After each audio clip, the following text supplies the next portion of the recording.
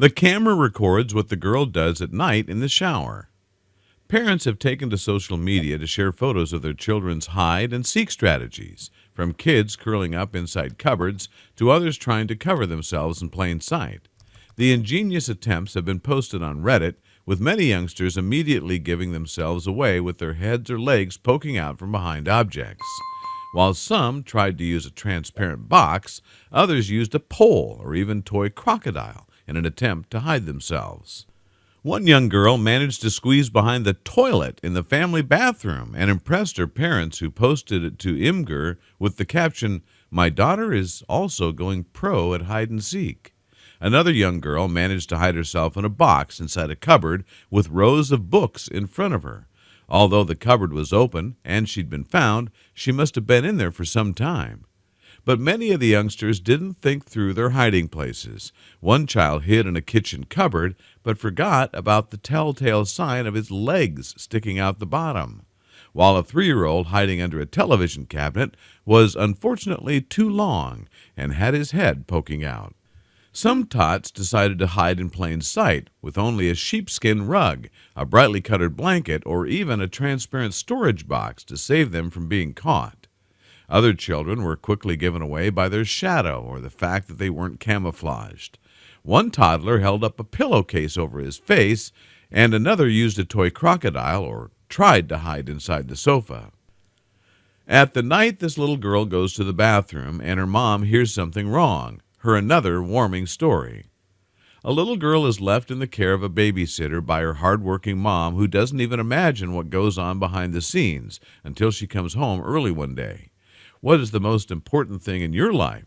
Is it being successful, respected, loved?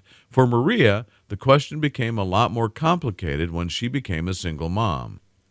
Yes, she loved her daughter, but she wanted recognition for her talent, and for that, she had to work long hours. Maria enrolled little Fiona in the best daycare, and for those long hours, she hired a highly recommended babysitter. Little Fiona was in good hands, or so Maria thought. Every day, Maria would drop Fiona off at daycare, and then at 5 in the afternoon, Vicky, the babysitter, would fetch her and take her home. By the time Maria arrived, Fiona would have had her bath and her dinner. Maria would go upstairs, tell Fiona a bedtime story, and kiss her goodnight. Vicky made Maria's life so much easier. She didn't have to worry if a meeting ran late. Vicky was there to care for Fiona. But after a few months, Fiona started to become quieter and sadder. Listen to your children and believe them when they tell you something is wrong. On the weekends, she clung to Maria constantly with quiet desperation. "What's wrong, Fiona?" she asked, but her daughter just looked at her with enormous sad eyes. "Do you love me, Mommy?" Fiona would ask. "Of course I do, precious girl," Maria said. What a silly question. Strangely, Maria's reassurance seemed to make things worse, not better. What could be wrong with Fiona? Maria spent more time with Fiona on the weekends, organizing little Mommy and me excursions. Fiona responded to the extra attention. She smiled and giggled, but on Sunday night she became morose. "Please, Mommy," she said, "do you have to go to work?" Fiona's plea pricked Maria's conscience, and she reacted harshly. "Yes, I do," she cried. "I have to earn money for everything, food and rent and toys." "I don't have to have toys," Fiona said desperately. "If only you could come home after daycare. I don't even want presents for Christmas." "That's enough of this nonsense, Fiona," Maria said sharply. "It's time to go to sleep." She kissed her daughter goodnight and turned out the light. She wanted to dismiss her daughter's words, but something wouldn't let her. The next day, Maria found herself leaving work an hour early rather than several hours later. She was going to surprise Fiona, maybe take her out for her favorite restaurant. Maria opened the front door very quietly and tiptoed in to surprise Fiona, but she was the one who was surprised. "Why do you think your mommy works all the time? So she won't have to see you, that's why," she heard the babysitter say. "That's why she pays me. She even wants me to work weekends." Maria walked into the kitchen, and Vicky, who was holding a bowl of soup, dropped it in fright. "Mrs. Mallow," she gasped. "What a surprise! Look, Fiona, what a nice surprise. Mommy's home." "What were you saying to my daughter?" Maria demanded. A dark flush suffused the babysitter's features. "Mrs. Mallow," Vicky stammered. I was only—" "I know what you were doing," Maria said coldly. You're fired." "Please," Vicky whined. "It was a misunderstanding." "I think not," Maria said. "I understood everything perfectly well. Get out right now and don't expect a reference. You're a cruel, vicious woman taking out your problems on a 4-year-old. Out!" Fiona ran to her mom and threw her arms around her. "It's okay, my sweet girl," Maria said tenderly. "Mommy loves you, and from now on, I'm going to be here for you." Maria stopped working late and started picking Fiona up from daycare herself. Between her daughter's safety and well-being and promotion, there really was no contest. Her daughter won every time. What can we learn from this story? Listen to your children and believe them when they tell you something is wrong. Maria was so wrapped up in her work she didn't see the warning signs that Fiona was being mistreated. No one can care for our children as well as we do. Like so many working moms, Maria had no choice but to resort to daycare, but the woman she chose as a babysitter was not what she appeared to be. This heartbreaking photo shows a little girl rubbing her 4-year-old brother's back while he's sick from chemo during his cancer battle.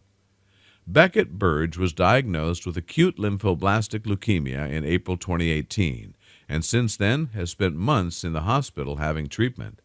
His selfless sister, Aubrey, 5, shuns playing with pals to stay and care for her sibling. Mom Caitlin Burge, 28, of Texas, decided to release the striking image of her children, taken in January, to show the importance of family in times of crisis. It shows Aubrey comforting her brother as he leans over the toilet being sick. Caitlin said that after the photograph was taken, Aubrey then washed her brother's hands and carried him to the couch before offering to clean the bathroom. "When I see them together, it makes me happy, but at the same time it makes me sad," the mom of 3 said. They have an incredible bond. To this day, they're closer and she always takes care of him. A child that's 4 or 5 years old should be outside playing with her friends. She could be out doing gymnastics, running around the neighborhood with the kids, playing in the playground, swimming in the pool, but here she is taking care of her brother. They're very close. They've always played together. He'd play dolls with her and she'd play superheroes with him. We encourage her to go outside and do things, but she'd rather have her eyes on him. Siblings reunited. Beckett came home after more than a month in hospital on Aubrey's 5th birthday. The youngster underwent chemotherapy, blood transfusions, and platelet transfusions during his stay. While he was in hospital, the children were split up and cared for by other relatives. Aubrey went to her grandmother's house. Caitlin and husband Matthew, 31, sent their youngest daughter, Chandler, who is 2, to stay at her uncle's house. When they were reunited, they hadn't seen each other since Beckett was diagnosed. Beckett was very petite, couldn't walk, and he'd lost a lot of weight. To Aubrey, it was very odd, and he looked different, Caitlin said. We weren't really sure how to handle the situation or if we wanted to know what was going on. But whenever he came home, Aubrey was trying to work out why he didn't want to play. It wasn't like him. She wondered why he was sleeping all the time and needed help to the bathroom. He would just be sick, and he'd never been sick before. She didn't know what was happening, but she knew from experience that when she was sick, we would rub her back and help her get through it. She just picked up from experience and took over. She'd rub his back and tell him it was going to be okay, clean his face up and wash his hands for him. Right after that happened, she also carried him back to the living room and put him on the couch. She asked me if she could clean up the bathroom too, but I told her to go out and sit down because that wasn't her job. She takes it upon herself to help and make sure everything he comes into contact with is clean. She's another set of eyes. Worried sister. Aubrey, who started preschool this summer, continues to worry about her best friend despite her parents' reassurance. She looks through pictures of her brother and asks questions about all the medical equipment surrounding him, desperate to have her play buddy back, Caitlin added. We took pictures of him while in hospital, and she scrolls through them on my phone, Caitlin said. She asks a lot of questions. She's a very smart little girl. She'll look at one picture and ask, "Why does he have his mask on?" And we'll tell her. She watched a dozen doctors throw a mask over his face, poke and prod him with needles, pump a dozen medications through his body, all while he laid there helplessly. She wasn't sure what was happening. All she knew was that something was wrong with her brother, her best friend. We explained that he got really sick. This is what happened. It was nothing he ate or did, nothing she did. It can't be prevented, and it's not going to happen to her. We explained everything to her and got our social worker involved. We've been very open with her, so any questions that she ever has, we talk her through it, and we explain it with Beckett in the room as well. He'll tell people, I have cancer. He knows what he has. We make sure she's very supportive and knows it doesn't make him any different. She's always worried about where he is, what he's doing, who he's with. Her having to do things by herself was not something she was used to doing, and she didn't want to do it. Since being diagnosed 18 months ago, Beckett has shown incredible strength despite having chemotherapy pills every night and needing regular hospital treatment. It's estimated he'll be on treatment for 2 more years, but in the meantime, he'll have his loving family, especially doting sister Aubrey, to help him through. His situation started overnight with an ear infection. There were no things leading up to it that would just even suggest cancer, Caitlin said. He's in maintenance right now, and he'll continue his treatment until August 8, 2021. He has chemo every single night, then has an antifungal for an infection he had when officially diagnosed. He's on the normal protocol, the steroids every month for 5 days, going to the clinic for chemo through his port, then a pill at home every night. Parents have received a photograph with an outpouring of love, many saying that they were sobbing after seeing it. OMG, I'm in tears. God bless the family. No child should have these terrible illnesses, one wrote online. I'm bubbling. That photo of Aubrey in the bathroom with her brother is such a powerful image, another said. So sad. Life can be so cruel, another commented.